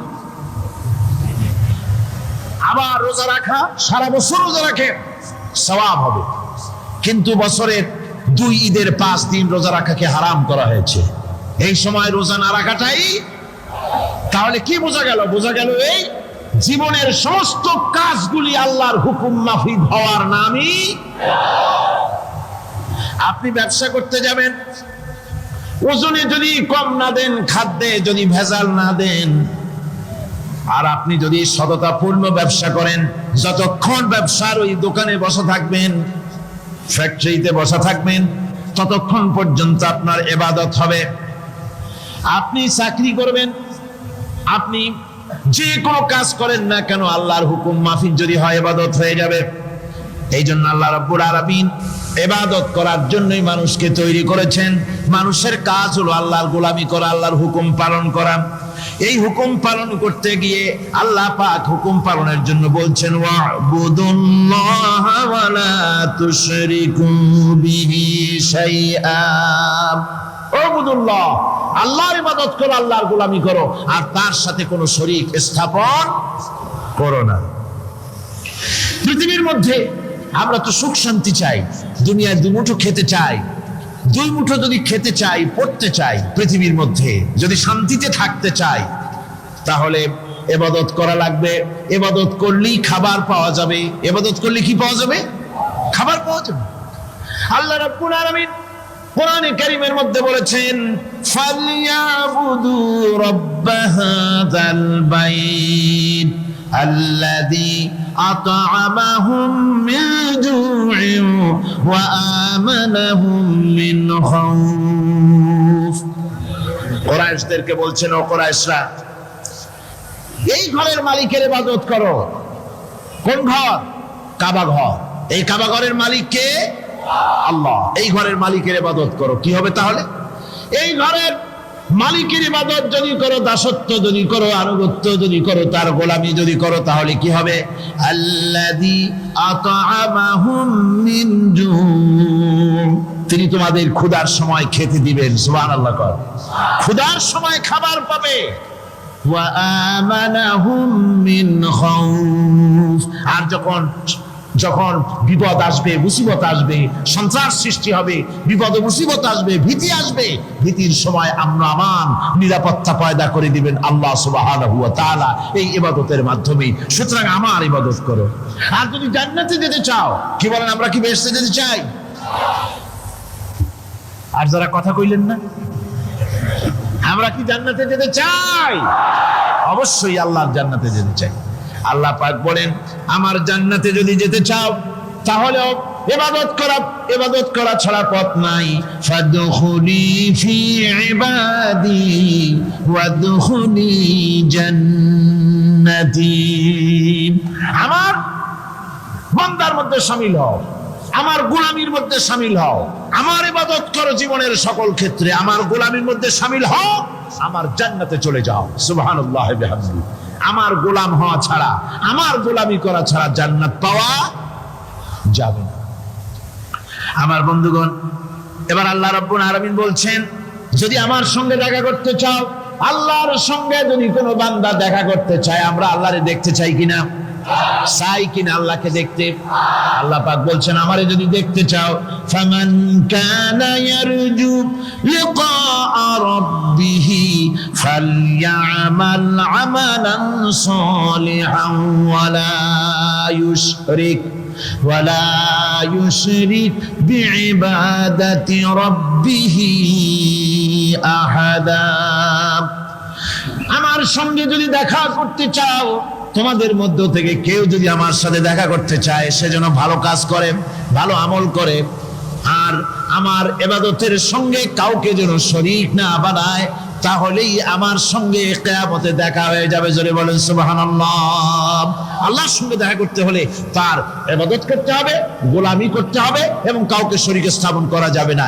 এই গোলামি করতে হবে, ইবাদত করতে হবে কতদিন? আল্লাহ রাব্বুল আলামিন বলছেন, ওয়া'বুদ রাব্বাকা হাত্তা ইয়াতিয়াকাল ইয়াকিন। ইবাদত করো, গোলামি করো, যতক্ষণ পর্যন্ত নিশ্চিত সেই সময়টি এসে না যায়, তার মানে মৃত্যু পর্যন্ত আমার গোলামি করতে থাকো। মৃত্যু পর্যন্ত গোলামি হবে কার? আল্লাহ সুবহানাহু ওয়া তাআলা। সেই আল্লাহ পাকের গোলামি জীবনের সকল ক্ষেত্রে করতে হবে, মৃত্যু পর্যন্ত সব ক্ষেত্রে গোলামি হবে আল্লাহ। আল্লাহর গোলামি হচ্ছে আল্লাহ যা নিষেধ করেছেন তার থেকে ফিরতে হবে, আর যা আদেশ করেছেন সেগুলি মানতে হবে। যারা নিজেদের সৃষ্টির উদ্দেশ্য বোঝে না, আল্লাহর সামনে মাথা নত করার পরিবর্তে অহমিকতা করে, অহংকার করে, আল্লাহর সামনে মাথা নত করে না, ইবাদত করে না আল্লাহ, তাদের সম্পর্কে আল্লাহ রাব্বুল আলামিন বলছেন, ইন্নাল্লাযীনা ইস্তাকবিরুনা আন ইবাদাতি সায়াদখুলুনা জাহান্নামা দাখিরিন। যারা আমি আল্লাহর সঙ্গে অহংকার করে, আমার ইবাদত করে না, আমার গোলামি করে না, আমার সামনে মাথা নত করে না, অহংকার অহমিকতা করে যারা জীবন চালায়, আমি কিয়ামতের দিন তাদেরকে লাঞ্ছিত করব আর জাহান্নামে পাঠাবো। যারা আল্লাহর গোলামি করবে না, আল্লাহর ইবাদত করবে না, অস্বীকার করবে আল্লাহর গোলামিকে, অহমিকতা করে চলবে, তাদের জায়গা হবে কোথায়? জাহান্নামের মধ্যে। সুতরাং মানুষের মর্যাদা বাড়ে আল্লাহর গোলামিতে। মর্যাদা বাড়ে কিসে? আল্লাহর গোলামিতে। গোলামি করলেই মর্যাদা বাড়বে। এই জন্য আল্লাহ পাক কোরআনের মধ্যে, কোরআনে কারীমের মধ্যে সবচেয়ে মাহবুব, আল্লাহ পাকের মাহবুব বান্দাদের কথা যখন বলেছেন তখন নাম নেন নাই, আব্দুল শব্দ ব্যবহার করেছেন, গোলাম বলেছেন, বান্দা বলেছেন। আমার বান্দা, বান্দা হচ্ছে মানুষের জন্য সবচাইতে বড় ডিগ্রি আল্লাহর পক্ষ থেকে। আলিম, ওলামা, পীর, বুজুর্গ, সাহাবী, পেগম্বর, নবী, রাসূল, সবচাইতে বড় খিতাব হচ্ছে আব্দ, আল্লাহর গোলাম হওয়া। আল্লাহর প্রিয় ডাক হচ্ছে আব্দ। মানুষকে আল্লাহ যাকে সবচেয়ে বেশি ভালোবাসেন, যাদেরকে বেশি ভালোবাসেন, তাদেরকে আব্দ বলেছেন। কি বলেছেন বলুন? আব্দ, বান্দা। আল্লাহ পাক এই পৃথিবীতে সবচাইতে বেশি ভালোবেসেছেন কাকে? মুহাম্মদুর রাসূলুল্লাহ সাল্লাল্লাহু আলাইহি ওয়াসাল্লামকে। তাকে আল্লাহ পাক সবচাইতে বেশি ভালোবাসেন। এবার দেখুন আল্লাহ রাব্বুল আলামিন তার হাবিবকে কি নাম দিয়ে ডাকতেছেন? নাম নেন নাই, নবী এবং রাসূলও বলেন নাই। কোরআনে কারীমের ভিতরে রাব্বুল আলামিন তার হাবিবকে আব্দ বললেন। যেমন দেখুন, ইন কুনতুম ফি রাইবিন মিম্মা নাযালনা আলা আবদিনা,